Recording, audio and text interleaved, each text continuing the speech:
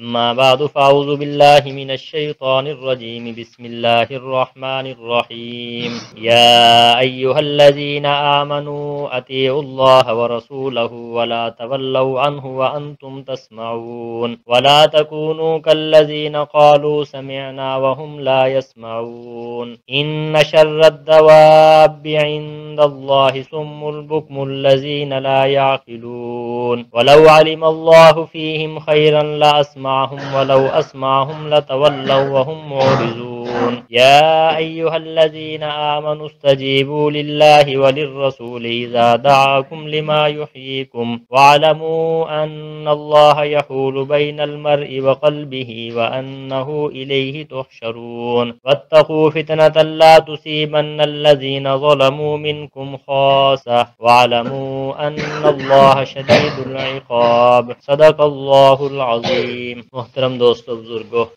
گزشتہ درس کے اندر آپ حضرات کے سامنے غزوہ بدر کا ذکر کر دیا تھا کہ اللہ تعالیٰ نے میدان بدر میں صحابہ اکرام رضوان اللہ تعالیٰ علیہم اجمعین کو فتح عطا فرمائی اور کفار کو اللہ رب العزت نے شکست دی، بری طریقے سے ان کو مار پڑی اور انہیں شکست ہوئی۔ گزشتہ درس میں اس بات کا ذکر کر دیا گیا تھا کہ یہ شکست انہیں کیوں ہوئی۔ ایک وجہ اللہ تعالیٰ نے قرآن مجید میں ارشاد فرمائی ہے کہ ان لوگوں نے اللہ اور اللہ کے رسول کی مخالفت کی ہے، اس وجہ سے اللہ رب العزت نے انہیں سزا دی ہے اور اس وجہ سے ان لوگوں پر جو ہے شکست ہوئی ہے۔ یہ وجہ تھی اللہ اور اللہ کے رسول کی مخالفت کرنے کی۔ گزشتہ دروس میں ہم نے غزوہ بدر کے اندر جو واقعات پیش آئے تھے تفصیل سے آپ حضرات کی خدمت میں ذکر کر دیا تھا۔ آج کی یہ جو آیات مبارکہ ہیں، ان آیات مبارکہ میں سے پہلی آیات مبارکہ کے اندر اللہ تعالیٰ نے خطاب فرمایا ہے اہل ایمان کو۔ یہ بات آپ حضرات سمجھ لیں کہ ہم جب کلمہ پڑھتے ہیں لا الہ الا اللہ محمد الرسول اللہ، یہ کلمہ پڑھنے کے بعد انسان ایمان میں داخل ہو جاتا ہے، مسلمان بن جاتا ہے۔ کلمہ پڑھنے کے بعد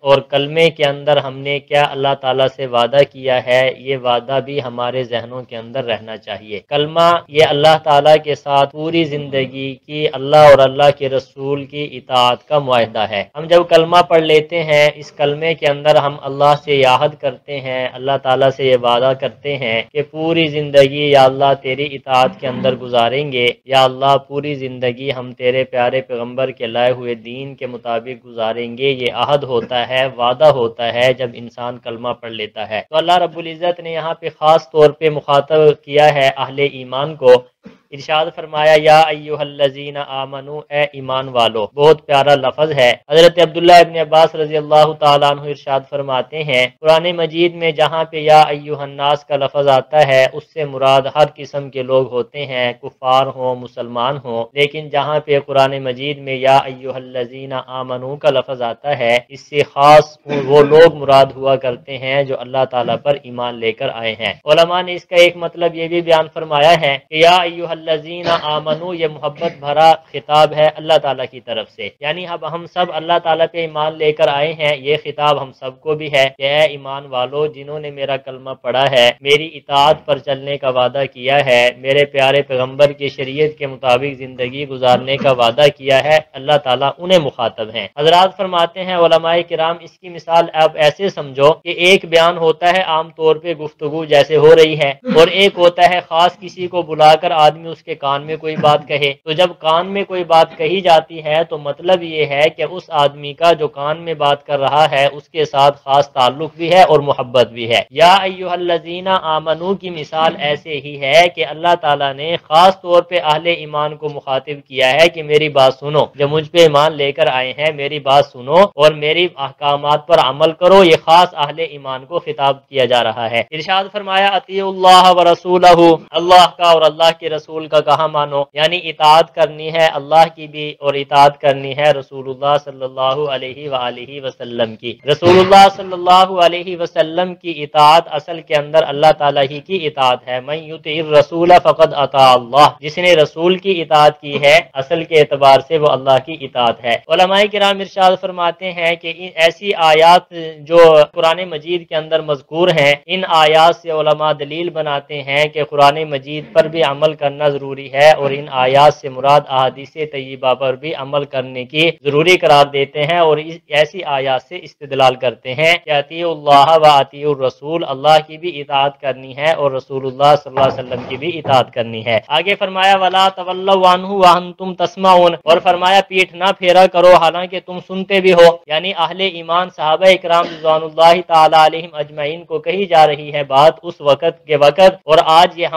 ہمیں بھی اللہ رب العزت نے خطاب فرمایا ہے کہ جب اللہ کے رسول جب تمہیں بلائیں تو اس سے پیٹھ نہیں پھیرنی، یعنی جب نبی کریم صلی اللہ علیہ وسلم کا حکم آ جائے تو ساری چیزوں کو چھوڑ کر اسی کی طرف متوجہ ہو جانا ہے۔ آگے فرمایا وَلَا تَكُونُوا كَالَّذِينَ قَالُوا سَمِعْنَا وَهُمْ لَا يَسْمَعُونَ، اور مت ہو ان لوگوں کی طرح جنہوں نے کہا ہم نے سن لیا حالانکہ وہ سنتے نہیں ہیں۔ علماء فرماتے ہیں اس آیت سے مراد یہود کی طرف اشارہ ہے۔ یہود جو ہیں بات کو سنا کرتے تھے، جیسا کہ آپ نے پہلے سپارے کے اندر یہ درس کے اندر یہ بات سنی ہے، وہ کہا کرتے تھے کہ سمعنا واطعنا، ہم نے سن لیا، سمعنا وعصینا، سن لیا اور اس کے بعد کیا کہتے تھے کہ ہم نے نافرمانی کی، ہم بات نہیں مانتے۔ اللہ تعالیٰ اہل اسلام کو کہہ رہے ہیں کہ جب بات تم سن لو، سننے کے بعد فرمایا اس پر اطاعت بھی کرنا ہے۔ علماء فرماتے ہیں سننے کے 4 درجے ہیں۔ پہلی بات یہ ہے کہ بات سنی سمجھی نہیں، یہ پہلا درجہ ہے۔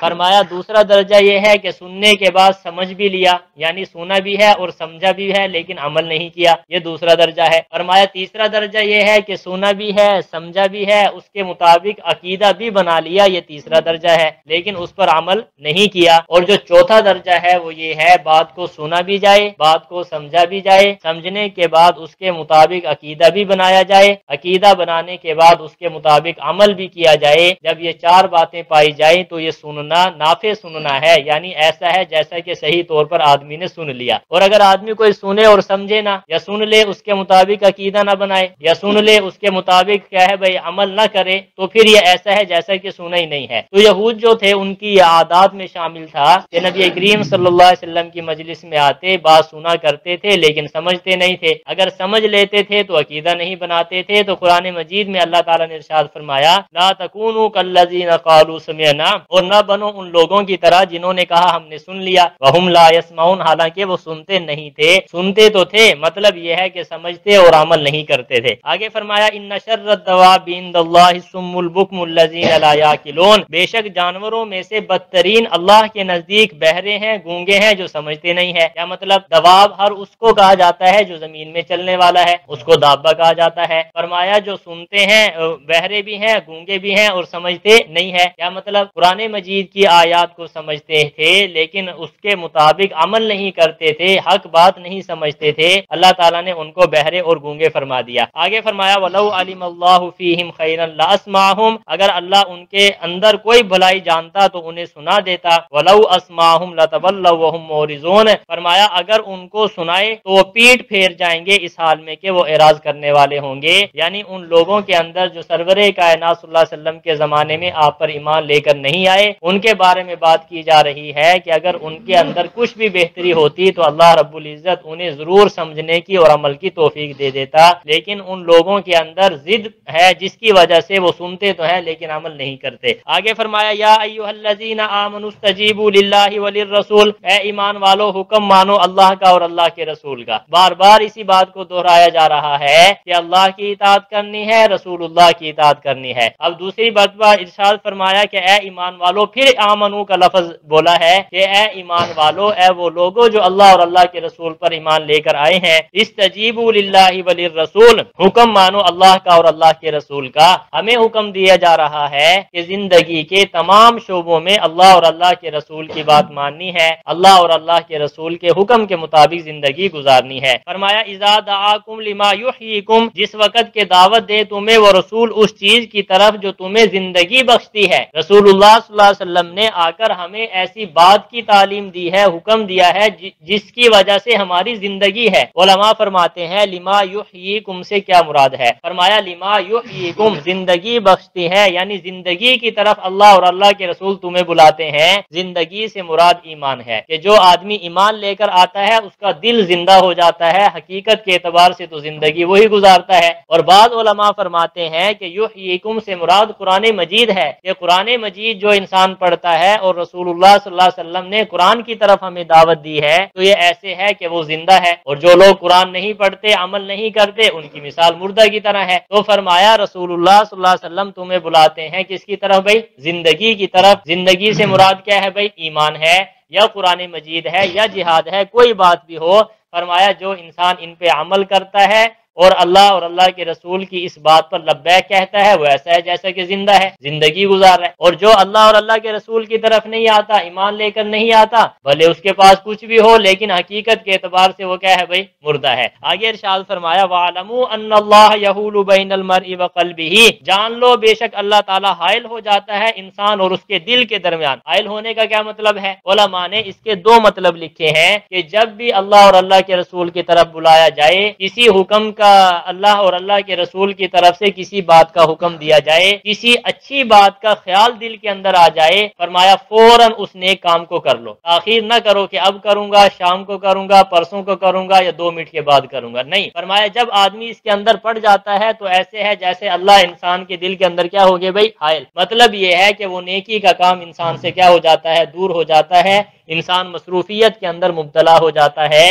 ایک مطلب تو علماء نے یہاں پہ یہ لکھا ہے جب بھی نیکی کا خیال آئے فوراً کر لیا کرو۔ مفتی محمد شفیع عثمانی صاحب رحمۃ اللہ علیہ نے لکھا ہے کہ جب نیکی کا کام جو بھی خیال آئے اس کو فوراً پورا کرو، اس کی وجہ یہ ہے کہ یہ خیال اللہ کی طرف سے آیا ہے، جب اللہ کی طرف سے آیا ہے تو اس میں رکاوٹ بھی کوئی چیز نہیں بنے گی، اور اگر ہم سوچنے لگ جائیں کہ یہ کام کریں نہ کریں پھر رکاوٹیں پیدا ہو جاتی ہے۔ اور دوسرا مطلب علماء نے یہاں پہ یہ لکھا ہے کہ اللہ رب العزت انسان کے دل کے اندر فرمایا حائل ہو جاتے ہیں۔ حائل ہونے کا مطلب یہ ہے جو لوگ نیکی کا جذبہ رکھتے ہیں اور اللہ تعالیٰ گناہوں کے درمیان رکاوٹ بن جاتے ہیں، اس آدمی کو نیک اور ایمان کے تقاضے پہ چلا دیتے ہیں، اور جو لوگ ضد اور برائی کی وجہ سے گناہوں میں داخل ہونے کی کوشش کرتے ہیں پھر اللہ تعالیٰ اس کو گناہوں کی طرف چلا دیتے ہیں، نیکی کے درمیان کیا ہے بھائی؟ حائل ہو جاتے ہیں۔ بہرحال مطلب یہی ہے کہ جب بھی نیکی کا کوئی کام ہو فوراً انسان کو چاہیے وہ کر لے۔ آگے ارشاد فرمایا وَأَنَّهُ إِلَيْهِ تُحْشَرُونَ، بے شک اسی کی طرف ہی تم سارے کے سارے جمع کیے جاؤ گے۔ جب ہم نے جانا ہی اللہ کی طرف ہے تو پھر کام اور حکم بھی کس کا ماننا چاہیے بھائی؟ اللہ اور اللہ کے رسول کا۔ آگے فرمایا وَاتَّقُوا فِتْنَةً لَا تُصِيبَنَّ الَّذِينَ ظَلَمُوا مِنكُمْ خَاصَّةً، اس آیت مبارکہ کے اندر اللہ رب العزت نے امر بالمعروف اور نہی عن المنکر کا ذکر کیا ہے کہ یہ کام جو ہے اصل کے اعتبار سے پوری امت کا کام ہے۔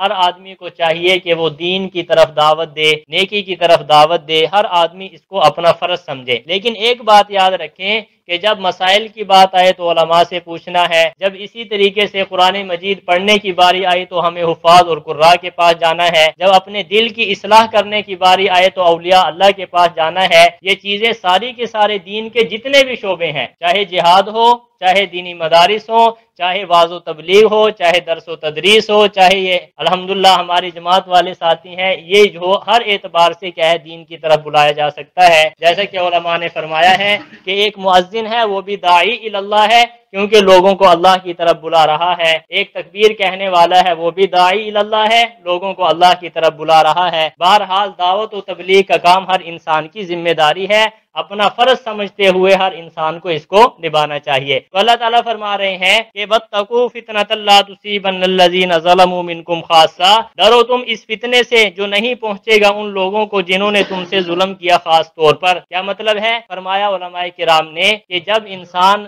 کسی کو نیکی کی دعوت نہیں دیتا اور برائی سے نہیں روکتا، فرمایا پھر فتنہ آ جاتا ہے، اس فتنے کے اندر وہ لوگ بھی شامل ہو جاتے ہیں، اس عذاب میں آزمائش میں وہ لوگ بھی شامل ہو جاتے ہیں جو خود نیک عمل کرتے ہیں لیکن لوگوں کو دعوت نہیں دیتے، وہ بھی اس آزمائش کے اندر داخل ہو جاتے ہیں۔ جیسا کہ آپ نے پیچھے ایک واقعہ پڑھا ہے، وہ مچھلی والا واقعہ کہ اللہ تعالیٰ نے منع فرمایا تھا کہ مچھلی کا شکار نہیں کرنا، تو کتنی جماعتیں ہوئی تھی؟ 3۔ ایک تو وہ تھی جو خود بھی رک گئی تھی اور لوگوں کو بھی روکتی رہی ہمیشہ ہمیشہ کے لیے، اللہ نے انہیں بچا لیا۔ باقی ایک خاموش ہو گئی، خود کرتے نہیں تھے جرم لیکن خاموش ہو کے بیٹھ گئے، وہی نہ ان کو کہنا ہے اور نہ خود گناہ کرنا ہے، وہ بھی اس فتنے کے اندر کیا ہو گئے بھائی؟ مبتلا ہو گئے۔ سرور کائنات صلی اللہ علیہ وسلم نے فرمایا اس کی مثال ایسے ہے جیسا کہ دریا کے اندر 3 منزلہ جہاز جا رہا ہو، نیچے والی منزل والے لوگ انہیں لگی پیاس، انہوں نے دوسرے والی منزل کو کہا کہ آپ ہمیں اوپر اوپر والی منزل والوں سے پانی لے کر دے دو، تو بیچ والوں نے نہ پانی لے کر دیا، نہ خود پانی دیا، نہ انہیں اوپر کی طرف جانے دیا۔ فرمایا سرور کائنات صلی اللہ علیہ وسلم نے نیچے والی منزل کے جو لوگ ہیں انہوں نے کہا کہ اچھا ہم ایسا کرتے ہیں کہ نیچے سوراخ کرتے ہیں اور اس مندر سے پانی نکالتے ہیں۔ سرور کائنات صلی اللہ علیہ وسلم فرماتے ہیں کہ اگر تو اوپر والی منزل والوں نے نیچے والوں کو روک لیا تو خود بھی بچ جائیں گے، ان کو بھی بچا لیں گے، اگر نہیں روکا تو وہ بھی ڈوبیں گے اور وہ بھی ڈوبیں گے۔ فرمایا دین کی کشتی کے اندر جو بھی گناہ کرتے ہوئے دین کی کشتی کے اندر سوراخ کرتا ہے، ہم سب کی ذمہ داری ہے اس سوراخ کو روکنا۔ اگر ہم نہیں روکیں گے تو وہ بھی تباہ ہوں گے اور جو عذاب ان پہ آئے گا اور ہم بھی اس کے اندر کیا ہو جائیں گے، شامل ہو جائیں گے۔ اس وجہ سے ہمیں اس بات کی بالکل اہمیت دینی چاہیے اور سمجھنا چاہیے۔ ارشاد فرمایا واتقوا فتنۃ لا تصیبن الذین ظلموا منکم خاصہ، ڈرو تم اس فتنے سے جو نہیں پہنچے گا ان لوگوں کو جنہوں نے تم میں سے ظلم کیا، خاص طور پر صرف انہیں ہی نہیں پہنچے گا بلکہ انہیں بھی پہنچے گا جو اس بات سے منع نہیں کرتے۔ فَوَاعْلَمُوا أَنَّ اللَّهَ شَدِيدُ الْعِقَابِ، جان لو بے شک اللہ تعالیٰ سخت سزا دینے والے ہیں۔ دوستو ہمیں چاہیے کہ اللہ اور اللہ کے رسول کی باتوں کو سمجھیں، پھر اس پر حد الوسع عمل کرنے کی کوشش کریں۔ جب ہم ایک ایک آدمی نیت کر لے گا کہ ہم نے پوری کوشش کرنی ہے چلنے کی، انشاءاللہ معاشرے کے اندر انقلاب پیدا ہو جائے گا۔ ہم اصل میں صورتحال یہ ہے کہ ہم کہتے ہیں کہ فلاں ٹھیک ہو جائے میری خیر ہے، فلاں ٹھیک ہو جائے وہ میری خیر ہے۔ جب ہر آدمی اپنے آپ کو تبدیلی لانے کی کوشش کرے گا، انشاءاللہ العزیز ایک وقت آئے گا کہ پورا کے پورا معاشرہ ہمارا اسلامی ہو جائے گا۔ اللہ تعالی ہمیں عمل کی توفیق عطا فرمائے۔